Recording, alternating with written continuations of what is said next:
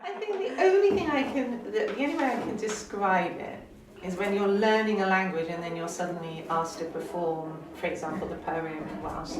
It's like swimming underwater without any goggles, and you can only see what's immediately in front of your eyes, and you're not really aware of how the words are resonating or their wider meaning, because you don't actually know. So you can only think about how the words sound, and how they're reverberating, and other people are taking the meaning of that poem is a bit unknown. But maybe that's a good thing, I think, as well, because I was really concentrating on how the words were sounding rather than how people were receiving them.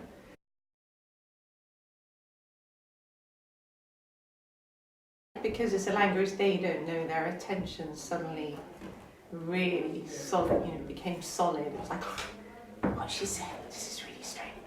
We don't know what it means. So I think their awareness of that moment of the negotiation between when a performer does something and the audience receives it and how much attention they give to it, I felt there was a sudden shift, which was exciting. It was nice to perform. And then of course Georgie Bow then said it in English, so some of them do understand English, and I think they would have kind of realised, oh, that's the poem that her mum just said. So in a sense it was, there was a plasticity about it, which was, oh, so now it was this form and then it was this form. So yeah, it was exciting.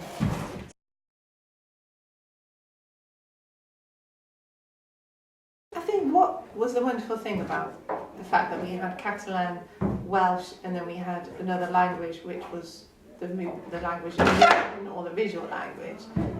I think it was almost like I could drop in the movement that alluded to something, that it didn't have to be. Sometimes you feel quite restrained because you're doing text and then the movement illustrates the text. But because we had 3 different languages and movement, I felt like I had more freedom to be playful with the movement in a way that we could be playful with the language or the structure of the piece. It was all quite idiosyncratic by the very nature, but it was the phrasing of Catalan, the phrasing of Welsh, the phrasing of English, and then therefore the phrasing of movement could also be slightly idiosyncratic, which I think was a good thing. Yeah.